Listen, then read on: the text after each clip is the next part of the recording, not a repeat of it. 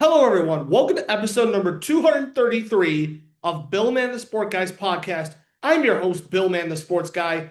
For the latest weekly news of the NFL, NBA, MLB, NHL, college sports, and WNBA, this is the podcast to be. Today's news, we got the biggest news that have came out of in the sports world in the past week involving the New York Mets and the Texas Rangers as the Mets have traded outfielder Brandon Nimmo to the Texas Rangers in exchange for Marcus Semien. So a 1v1 kind of contract. Now, I did not see this coming at all out of the blue. Now, if we look at it, Brandon Nimmo hit 25 home runs, 92 RBIs, stole 13 bases, had a 760 OPS with the New York Mets in 2025. Marcus Semien, on the other hand, had 15 home runs, 62 RBIs, 11 stolen bases in 230 with a 669 OPS. And to add to that, it is Semien's second straight season to finish an OPS below 700. The last time he finished an OPS above 700 was back in 2023 when the Rangers went on to win the World Series, where he had an OPS at 826. All right. So I took a bit of time to collect my thoughts, and basically, this tells me a bad contract traded for another bad contract. Now, Brendan Nimmo, I believe he has 3 years left at, I think, 20 million. And I believe Marcus Semien also has 20 million left. I know he's got another 2, 3 years left on his contract, and then he's completely off the books. So this is what I don't understand. From the Mets' point of view, you traded Brandon Nimmo, who's been the heart and soul for the past decade with the New York Mets. He's been with them since 2016, so that's almost a decade. This is his fourth straight season where he averages 150 plus games a year by playing 155. So he does bring valuable. The defense was kind of a hit or miss. The bat, the bat's kind of still there. I mean, he's hit 20 plus home runs in the past 20, 25 plus home runs in the past 3 seasons now. And prior to that, his career high was 18. I'm sorry, 16 that he hit back in the 2022 season. And then he hit 17 back in 2018, which is even more insane. And then you trade for Marcus Semien, who defensively, yes, is still there, but hitting wise, the older he's gotten, he's been a shell of himself. I mean, 2023, yeah, he drove in 100 RBIs. He hit almost 30 home runs. And let's not forget, he hit 45 back in 2021 with the Toronto Blue Jays. So I don't understand this move. And I feel like it's going to take me more time to think about this because it's too early to tell who truly won the trade between both teams. Because on one point, on paper, this does not make the Mets look a much better team. If this does end up being the only move, which I doubt it will, and the Texas Rangers, they're trying to go back to compete, but but what does this mean for Corey Seager, who they signed for 10 years at 350 million prior to the 2022 season? You know what I'm saying? I don't understand. I can't seem to fully wrap around my head from the Mets and Rangers standpoint of view. You can always let me know your thoughts and opinions on this trade on Twitter at BillmanSports, Instagram, and YouTube at BillmanSportsGuy. I mean, if I had to try to declare winner, I would say the Texas Rangers, if they're still trying to stay competitive, which I guess that's what this tells me. But just as a baseball fan point of view and my overall thoughts, I just can't seem to wrap around my head around the thought process from both sides because it's too early to tell who truly won the trade. All right, speaking of baseball, we also have a couple free agency signings, which stay tuned because I do have my free agency predictions coming up pretty soon. We have Alex Lang signing a 1-year contract. The term has never been announced. According to Aaron Rodgers with the Kansas City Royals. The Royals were kind of there. They were kind of not. But I expect them to be better in 2026. And I expect them to take the next big steps heading into the postseason for 2026. And adding good pitching bullpen depth in Alex Lang is going to help the Kansas City Royals. And speaking of another pitching signing, the Chicago Cubs are signing Phil Maton to a 2-year contract with a 3rd-year club option. Again, I don't know how much money they're going to give out. And with Maton, I like this move a lot. I think part of the problem the Cubs had in 2025 was the bullpen. While Danny Palencia is a beast, but they needed more pitching depth. The pitching depth was a hit or miss at times, and adding Phil Maton is an important move for the Cubs bullpen. I absolutely don't mind this at all. And the last baseball signing to talk about, James McCann is staying around with the Arizona Diamondbacks on a 1-year worth close to $3 million, so 2.75. I have no problem with this at all. Perfectly fine with the signing. James McCann's a really solid veteran, so I have no issues with this signing at all. All righty. Next, we got our NFL power rankings heading into week 13. I'm surprised we're almost done with the season. All right. Let's get into our NFL power rankings from week 12 heading into week 13, which, by the way, this Thursday will be Thanksgiving in the United States of America. And we will have 3 games on Thanksgiving. We got Green Bay and Detroit, Kansas City and Dallas, Cincinnati and Baltimore. And then on Black Friday, we got the Bears playing the defending Super Bowl champion Philadelphia Eagles. And then a ton of Sunday games.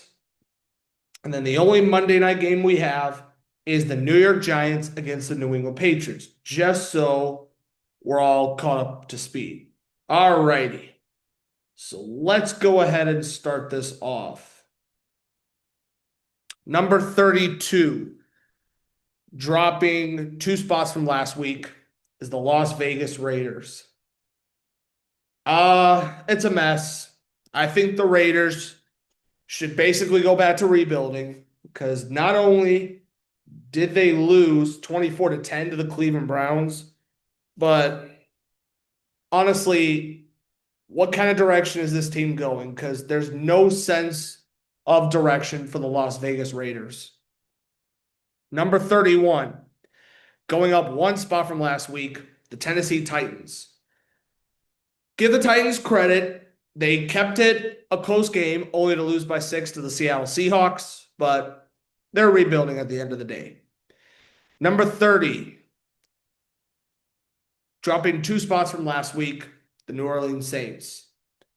The Saints, another team where they're just not expected to be good. And with the 24-10 loss to the Atlanta Falcons, their roster is just not strongly constructed enough in order to be a contender. Number 29, going up 2 spots from last week, the Cleveland Browns. Trader Sanders just got his first NFL win. Congratulations to him. Will he and Dylan Gabriel be the next quarterback duo for the Cleveland Browns? That's a question we're going to have to wait and find out during next season. Number 28.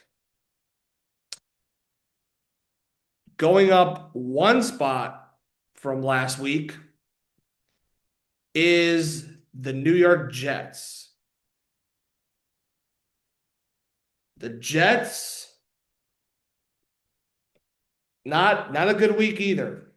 Got killed by the Baltimore Ravens. The Jets are just not a good franchise. There's just nothing else to say. Number 27, going down 2 spots from last week, the New York Giants. As I expected, I just wasn't expecting much from the Giants this week. And hey, give them credit. They almost beat the Detroit Lions, but only to lose in overtime. But it's just another going to be long offseason for the Giants. Number 26, Going down 6 spots from last week, the Carolina Panthers. Yeah, what happened there in San Francisco? Not a good game overall if you're the Carolina Panthers. Bryce Young kind of struggled. The defense was just nowhere to be found. I mean, Bryce Young did throw 2 interceptions. Yikes. Compared to Brock Purdy, where he did pretty well. Number 25. Going down 1 spot from last week, the Arizona Cardinals. Kept it close, only to lose to the Jacksonville Jaguars. Jacoby Brissett threw for 317 yards, 1 touchdown. Not bad. But Cardinals, I want to see what this team's going to look like during the offseason and 2026 because with now their record at 3-8, not looking good in the state of Arizona. Number 24, dropping 3 spots from last week. I check that. 2 spots from last week. The Minnesota Vikings. Incredibly rough game for J.J. McCarthy, who McCarthy threw 2 interceptions, only threw for 87 yards. Justin Jefferson only recorded 48 yards. Yeah, things are not looking bright in Minnesota. And with Minnesota's next game being against the Seattle Seahawks, things are not looking pretty, I must admit. Number 23, going up 3 spots from last week, the Cincinnati Bengals. Again, Bengals kept a good fight against the New England Patriots, but only to fall short. They need Joe Burrow back. That's all I gotta say. Number 22, dropping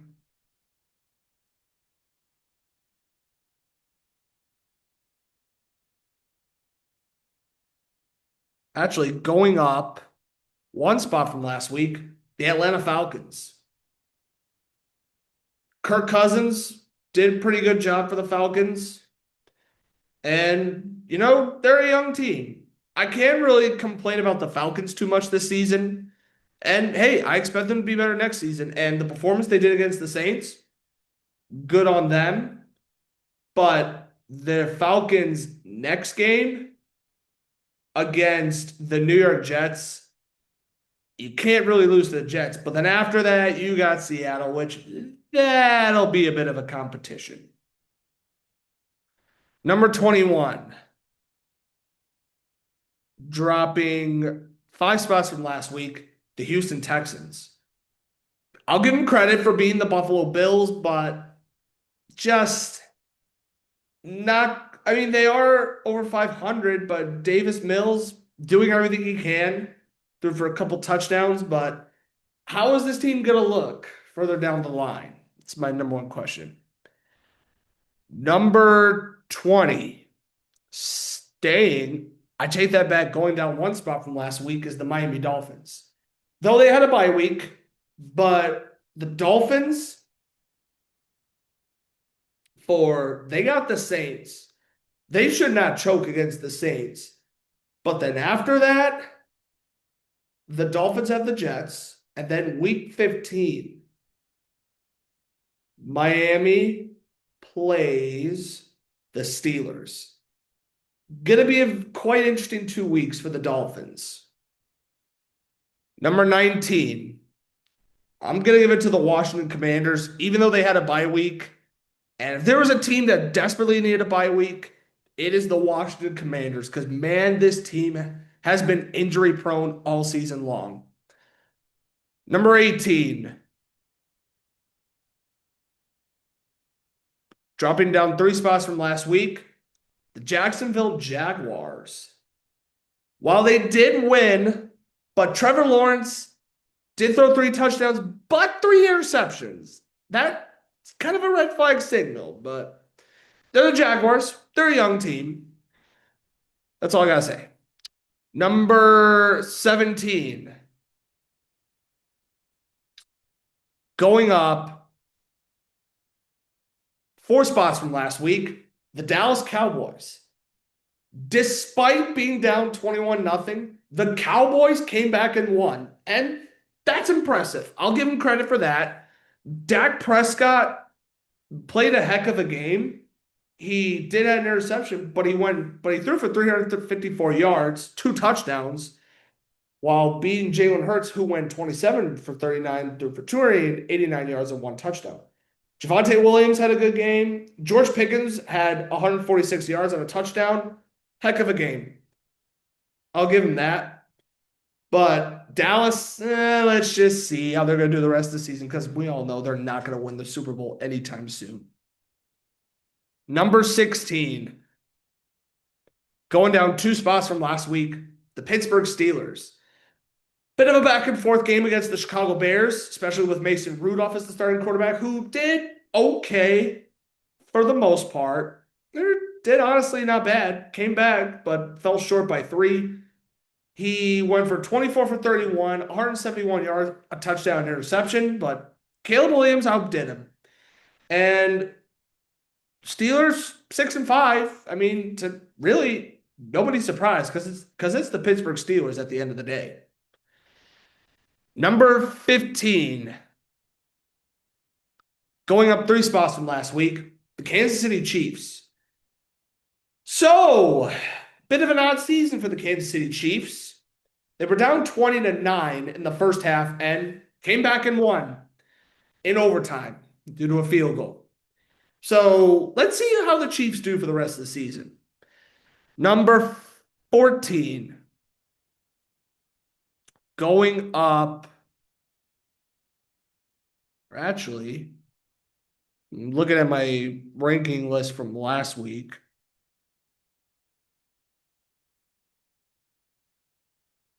Actually, yeah, they're going up 3 spots from last week. The Los Angeles Chargers. Another team that had a bye week, but the Chargers have had a solid season overall. Justin Herbert's been phenomenal. Javonte Harris looks good. Defense looks amazing. That's all I got to say. Number 13, going up, actually staying at the same spot, funny enough, is the Baltimore Ravens. The Ravens are interesting. They did a pretty good job in one, but then after that, kind of interesting, but a good win for the Raiders or for the Ravens. Pardon me. And hey, they should look just fine for the postseason. Number 12.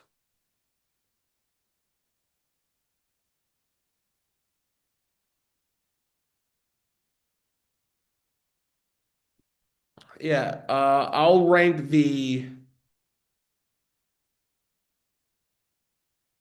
Baltimore at 14. That's about right.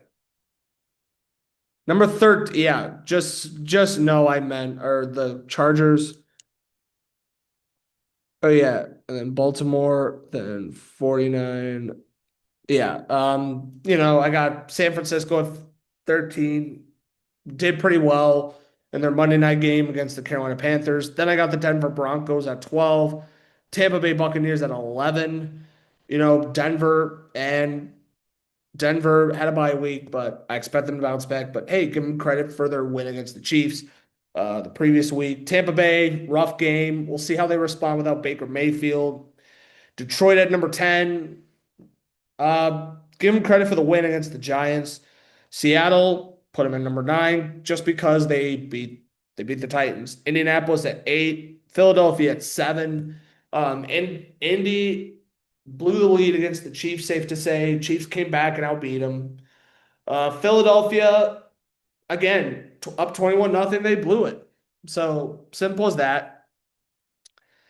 Number six, I'm gonna bump the Buffalo Bills down from 5 spots because the Bills, to me, just